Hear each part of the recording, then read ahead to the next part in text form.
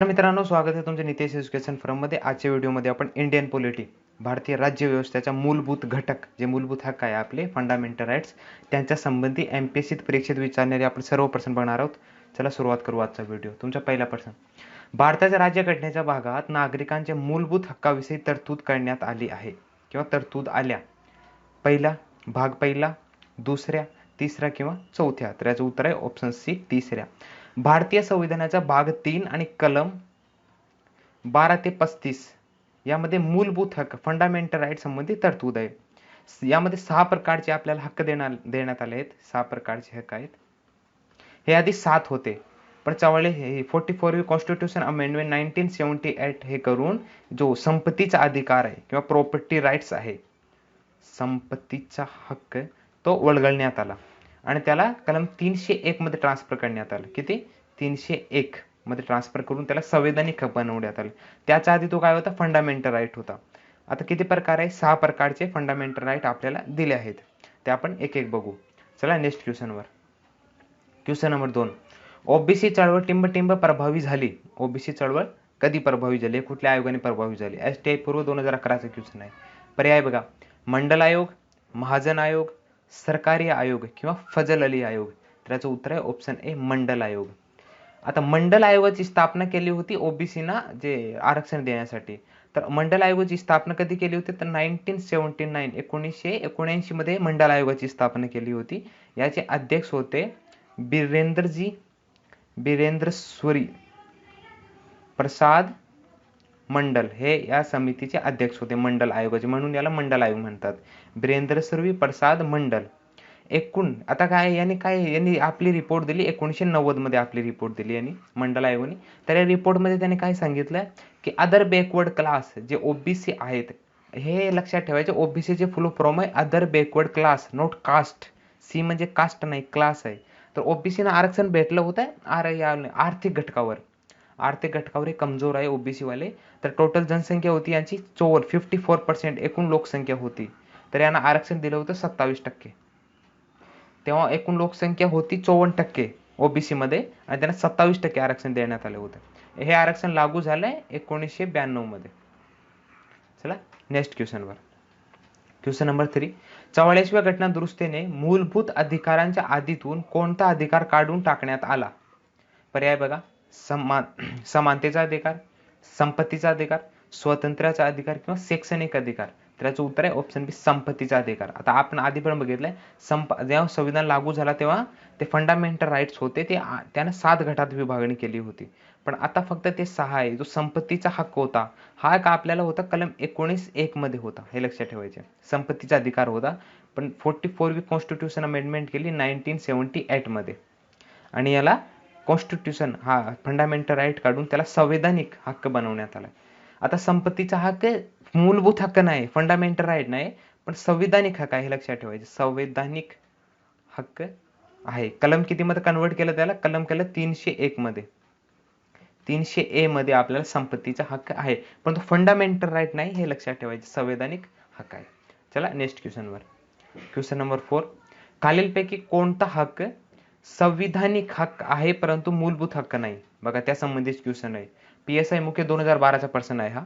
पर्याय बघा: अभिव्यक्ती स्वातंत्र्य, मालमत्तेविषयी हक्क, संपूर्ण भारतात मुक्त संचार करण्याचा हक्क किंवा धर्म स्वातंत्र्याचा हक्क? तर उत्तर काय असेल? उत्तर असेल बी, मालमत्तेविषयी हक्क, प्रॉपर्टी राईट्स. हा संवैधानिक हक्क आहे. कारण संवैधानिक हक्क म्हणजे त्यामध्ये संविधानामध्ये कुठल्या तरी कलमामध्ये त्याचा हक्क दिलेला असेल, त्याला संविधानिक हक्क म्हणतात. आणि मूलभूत हक्क म्हणजे संविधानाच्या एका विशिष्ट जागी, जसं भाग 3 मध्ये मूलभूत हक्क दिलाय, जसं एका विशिष्ट जागी दिला असेल तर त्याला मूलभूत हक्क म्हणतात. आता संपत्तीचा हक्क आहे कलम 301 मध्ये. पण जेव्हा 44वी कॉन्स्टिट्यूशन अमेंडमेंट केली नव्हती, त्याच्या आधी तो काय होता? फंडामेंटल राईट होता. ही केली होती 1978 मध्ये. हा एक कलम 1901 मध्ये होता. हे लक्षात ठेवायचे. काय? Property rights. आता त्याला संवैधानिक हक्क बनवण्यात आले आहेत कलम 300A अनुसार. चला नेक्स्ट क्वेश्चनवर. क्वेश्चन नंबर 5: मूलभूत हक्काच्या संरक्षणाची जबाबदारी खालीलपैकी कोणावर आहे? पर्याय बघा: कायदे मंडळ, कार्यकारी मंडळ, राजकीय पक्ष किंवा न्यायमंडळ? तर याचं उत्तर आहे ऑप्शन डी, न्यायमंडळ. मूलभूत हक्काचे संरक्षण करण्याची जबाबदारी न्यायमंडळावर आहे. आता जर तुमचे हे कशात दिलंय तर कलम 32 मध्ये दिलंय. जर तुमचा फंडामेंटल राईटचं उल्लंघन झालं असेल तर तुम्ही कलम 32 अनुसार सुप्रीम कोर्टमध्ये जाऊ शकता, सर्वोच्च न्यायालय, आणि कलम 226 अनुसार तुम्ही हायकोर्टमध्ये जाऊ शकतात. तर हायकोर्ट आणि सुप्रीम कोर्ट यांना रिट्स काढण्याचा अधिकार आहे. काय अधिकार आहे? रिट्स. ते रिट्स कुठल्या कुठल्या प्रकारचे असतात तर ते रिट्स असतात, एक असते बंदी प्रत्यक्षीकरण. बंदी प्रत्यक्षीकरण हे 5 प्रकारचे रिट्स असतात. बंदी प्रत्यक्षीकरण. दुसरा असते परमादेश. तिसरा काय आहे? प्रतिषेध. कुठला? प्रतिषेध. चौथा आहे उत्प्रेषण आणि पाचवा आहे अधिकार पृच्छ. जर तुमचा फंडामेंटल राईटचं उल्लंघन झालं असेल तर तुम्ही सुप्रीम कोर्टमध्ये जाऊ शकतात कलम 32 अनुसार, आणि कलम 226 अनुसार हायकोर्टमध्ये जाऊ शकतात. त्या सुप्रीम कोर्ट आणि हायकोर्ट यांना त्या विरोधी रिट्स काढण्याचा अधिकार आहे. ते 5 प्रकारचे असतात. बंदी प्रत्यक्षीकरण हे कलम 32 मध्ये दिले, हे लक्षात ठेवायचे. दुसरा परमादेश, तिसरा प्रतिषेध, चौथा उत्प्रेषण आणि पाचवा अधिकार पृच्छ. चला नेक्स्ट क्वेश्चनवर. Question number 6. कोणत्या घटना दुरुस्तीद्वारे शिक्षणाचा अधिकार मूलभूत अधिकार किंवा मूलभूत अधिकारामध्ये समाविष्ट करण्यात आला? शिक्षणाचा अधिकार हा मूलभूत अधिकारामध्ये समाविष्ट करण्यात आला. कुठला अधिकार होता? आता पर्याय बघा. 84वी घटना दुरुस्ती, 85वी घटना दुरुस्ती, 86वी घटना दुरुस्ती किंवा 87वी घटना दुरुस्ती. तर याचं उत्तर आहे ऑप्शन सी, 86वी घटना दुरुस्ती. आता बघा, जेव्हा संविधान लागू झाला तेव्हा शिक्षणाचा अधिकार फंडामेंटल राईट नव्हता, हे लक्षात ठेवायचे. 86वी घटना दुरुस्ती झाली होती 2002 मध्ये. 2002 मध्ये जेव्हा वाजपेयी सरकार होती, तर 12 डिसेंबर तारीख बघायची असेल तर 12 डिसेंबर 2002 मध्ये 86वी घटना दुरुस्ती झाली. या अनुसार 6 ते 14 या वयोगटातील बालकांना मुफ्त शिक्षण देण्याचा हक्क भेटला. तर या अनुसार कलम 21A ऍड करण्यात आला. कलम 21 फंडामेंटल राईट्स आहे, कलम 12 ते 35 मध्ये. तर कलम 21A मध्ये हे सब जी कलम आहे ते ऍड करण्यात आली, आणि या अनुसार 6 ते 14 या गटातील जे बालक असतील त्यांना शिक्षणाचा अधिकार भेटला आणि त्याला फंडामेंटल राईट कन्वर्ट करण्यात आलं. 86वी घटना दुरुस्ती 2002 मध्ये झाली होती, 12 डिसेंबर 2002, 6 ते 14. चला नेक्स्ट क्वेश्चनवर. Question number 7. भारतीय राज्यघटनेत खालीलपैकी कोणता मूलभूत अधिकार हा केवळ भारतीय नागरिकांनाच दिलेला आहे? आता बघा, फंडामेंटल राईट जे आहेत कलम 12 ते 35 मध्ये, तर यामध्ये काही अधिकार फक्त भारतीयांना प्राप्त आहेत, तर काही अधिकार हे विदेशी लोक असतील त्यांना पण प्राप्त आहेत. तर यामध्ये कुठला अधिकार फक्त भारतीयांना प्राप्त आहे? पर्याय बघा. कायद्यापुढे समानतेचा हक्क कलम 14, स्वातंत्र्याचा हक्क कलम 19, प्राथमिक शिक्षणाचा हक्क अनुच्छेद 21A, किंवा जीवित व व्यक्तिगत स्वातंत्र्याचा अधिकार अनुच्छेद 21. तर याचं उत्तर आहे ऑप्शन बी, स्वातंत्र्याचा हक्क कलम 19 हे फक्त भारतीयांना प्राप्त आहेत, आणि हे बाकीचे आहे ना ते फक्त भारतीयांना पण प्राप्त आहे आणि विदेशी लोक असतील त्यांना पण प्राप्त आहे. आता फक्त भारतीयांना प्राप्त, फक्त भारतीय नागरिकांना प्राप्त फंडामेंटल राईट्स कुठले कुठले आहेत? तर कलम लक्षात ठेवायचे. कलम 15, कलम 16, कलम 19, 29 आणि 30 हे फक्त भारतीयांना प्राप्त आहे, हे लक्षात ठेवायचे. कलम 16, 15, 16, 19, 29 आणि 30. 29 आणि 30 मध्ये अल्पसंख्याक लोकांबद्दल दिलंय. कलम 19 मध्ये स्वातंत्र्याचा हक्क हा बघा इथे ऑप्शन मध्ये. कलम 16 मध्ये काय दिलंय? गव्हर्नमेंट जॉब मध्ये समान संधी दिली जाईल, आणि 15 अनुसार धर्म, वंश, जात, लिंग यानुसार भेदभाव केला जाणार नाही, हे आपल्याला अधिकार दिले. फक्त भारतीयांना प्राप्त 15, 16, 19, 29 आणि 30. आणि हे बाकीचे जे फंडामेंटल आहेत ते भारतीयांना पण प्राप्त आहे आणि विदेशी लोक असतील त्यांना पण प्राप्त आहे. जसं कायद्यापुढे समानतेचा हक्क कलम 14 भारतीयांना पण प्राप्त आहे आणि विदेशी लोकांना पण प्राप्त आहे. प्राथमिक शिक्षणाचा अधिकार दोघांना प्राप्त आहे, आणि जीवित व व्यक्तिगत स्वातंत्र्याचे हक्क कलम 21 दोघांना प्राप्त आहे. चला नेक्स्ट क्वेश्चनवर. Question number 8. अनुच्छेद 12 अनुसार राज्यामध्ये यांचा समावेश होतो. राज्य. आता अनुच्छेद 12 बघा, 12 ते 35 मध्ये फंडामेंटल राईट दिला आहेत. तर 12 मध्ये काय दिलंय? ह्या फंडामेंटल राईट आपल्याला कोणाकोणाकडून प्राप्त होणार आहेत त्याबद्दल त्यांनी दिलंय. तर भारताचे शासन व संसद, प्रत्येक राज्याचे शासन व विधिमंडळ, सर्व स्थानिक स्वराज्य संस्था जसे नगरपालिका व जिल्हा बोर्ड, आणि भारतीय शासनाच्या नियंत्रणाखालील संस्था. पर्याय बघा. फक्त अ ब ड, फक्त अ ब क, अ ब किंवा वरील सर्व. आता 2013 नंतर MPSC मध्ये असे प्रश्न विचारायला सुरुवात झाली. आधी काय होतं, वन लाईनर मध्ये क्वेश्चन होता. आता याचं उत्तर आहे वरील सर्व. कलम 12 मध्ये काय दिलंय की हे आपल्याला फंडामेंटल कोणाकोणाकडून प्राप्त होणार आहेत.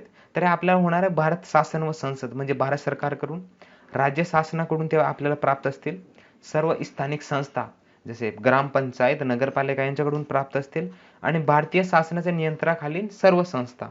आणि यामध्ये तुम्ही अजून ऍड करू शकतात भारताच्या राज्य क्षेत्रात येणारे सर्व प्राधिकरणे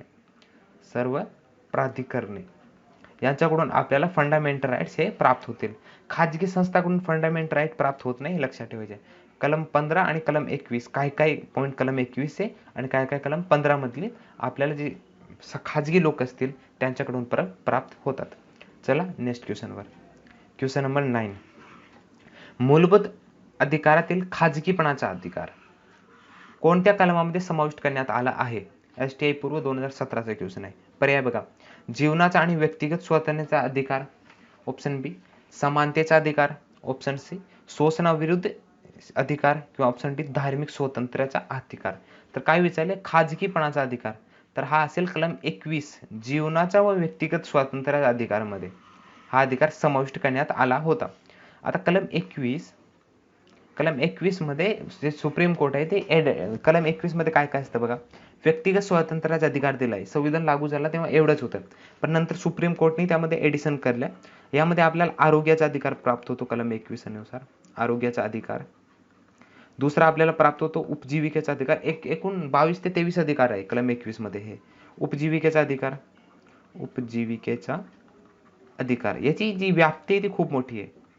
आता उपजीविकेचा अधिकार वरून 2005 मध्ये गव्हर्नमेंटनी, जे सेंट्रल गव्हर्नमेंट आहे त्यांनी, आता सुप्रीम कोर्टने सांगितलं होतं उपजीविकेचा अधिकार फंडामेंटल राईट आहे, त्याची पूर्ती करण्यासाठी 2005 मध्ये त्यांनी नरेगा ही कन्सेप्ट आणली किंवा योजना आणली. यानुसार उपजीविकेचा अधिकार प्राप्त झाला. तिसरा असतो माहितीचा अधिकार. हा पण फंडामेंटल राईट आहे कलम 21 अनुसार. यानुसार 2005 मध्ये माहितीचा अधिकार जो कायदा आणला होता त्यानुसार माहितीचा अधिकार, खाजगीपणाचा अधिकार.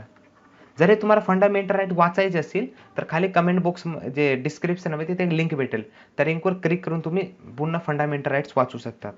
अजून यामध्ये अधिकार असतात तर सार्वजनिक फाशीचा अधिकार म्हणजे सार्वजनिक जागांमध्ये तुम्ही फाशी देऊ शकत नाही. हे फंडामेंटल राईट्स आहे. एकूण 25 ते 26 अधिकार आहे कलम 21 मध्ये. चला नेक्स्ट क्वेश्चन नंबर 10. भारतीय राज्यघटनेतील टिंबटिंब सार्वजनिक स्वरूपात फाशी देण्याविरुद्ध अधिकार प्राप्त करते. आता बघा आपण पाठी बघितलं होतं, कलम किती असेल, कलम 20, कलम 21, कलम 22 किंवा कलम 31D. तर याचं उत्तर असेल कलम 21. सार्वजनिक जागी फाशी या विरुद्ध अधिकार कशात आहे, कलम 21 मध्ये. यामध्ये काय काय असेल, खूप अधिकार असतात. ज्या सार्वजनिक जागेमध्ये तुम्ही फाशी देणार नाही, उपजीविकेचा अधिकार असेल, माहितीचा अधिकार असेल, खाजगीपणाचा हक्क असेल, किंवा आरोग्याचा अधिकार असेल, मानवी वागणूक भेटेल, हे सगळे कलम 21 अनुसार आहे. चला नेक्स्ट क्वेश्चन नंबर 11. खालीलपैकी कोणते आदेश हे फक्त न्यायिक आणि अर्धन्यायिक जे अधिकार संस्थेविरुद्ध काढता येतात? आता हे कशाबद्दल विचारलं आहे तर रिट्स बद्दल हा क्वेश्चन विचारलाय त्याने. कलम 32 अनुसार किंवा कलम 226 अनुसार कलम 226 हायकोर्ट आणि कलम 232 सुप्रीम कोर्ट यांना रिट्स काढण्याचा अधिकार आहे जर तुमचं फंडामेंटल राईटचं उल्लंघन झालं असेल तर यापैकी कुठला जे रिट्स आहे ते फक्त न्यायिक आणि अर्धन्यायिक संस्थेविरुद्ध काढता येते. तर यामध्ये असेल ऑप्शन ए प्रतिषेध, उत्प्रेषण, बंदी प्रत्यक्षीकरण किंवा अधिकार पृच्छा. तर याचं उत्तर असेल उत्तर ए प्रतिषेध. आता यामध्ये काय असेल, प्रतिषेध हे फक्त सार्वजनिक न्यायिक आणि अर्धन्यायिक संस्थेविरुद्ध काढता येतात. तर हे लक्षात ठेवायचे, कलम 5 प्रकारचे रिट्स असतात. एकदा वाचा कुठले कुठले रिट्स आहे आणि यामध्ये कुठे कुठे प्राप्त होतात. जसं बंदी प्रत्यक्षीकरण सार्वजनिक संस्था किंवा खाजगी व्यक्ती दोन्ही विरुद्ध काढता येतो बंदी प्रत्यक्षीकरण. अधिकार पृच्छा फक्त सरकारी लोकांना विचारता येतो. उत्प्रेषण आणि यामध्ये अजून एक आहे 5 प्रकारचे आहे ते कुठले बंदी प्रत्यक्षीकरण, परमादेश राहिला यामध्ये, परमादेश 5 प्रकारचे आहे ते, बंदी प्रत्यक्षीकरण, परमादेश, प्रतिषेध, उत्प्रेषण, अधिकार पृच्छा किंवा बंदी प्रत्यक्षीकरण. चला आता या व्हिडिओमध्ये आपण काय बघितलं, फंडामेंटल राईट विरुद्ध जे क्वेश्चन होते, काही क्वेश्चन आपण बघितले इथे एमपीएससी परीक्षेत विचारणारे. जर तुम्हाला हे वाचायचे असेल किंवा रीड करायचे असेल तर खाली डिस्क्रिप्शनमध्ये एक लिंक भेटेल, त्या लिंकवर क्लिक करून तुम्ही फंडामेंटल राईट्स पूर्ण वाचू शकतात. आणि तुमचे काही डाऊट असतील तर खाली तुम्ही कमेंट बॉक्समध्ये मला विचारू शकतात. हा व्हिडिओ जर तुम्हाला आवडलाच तर व्हिडिओ लाईक करा, शेअर करा आणि असेच व्हिडिओ अजून बघण्यासाठी चॅनलला सबस्क्राईब करा. आपण लवकरच भेटू पुढच्या व्हिडिओमध्ये. Thank you so much. जय हिंद, जय महाराष्ट्र.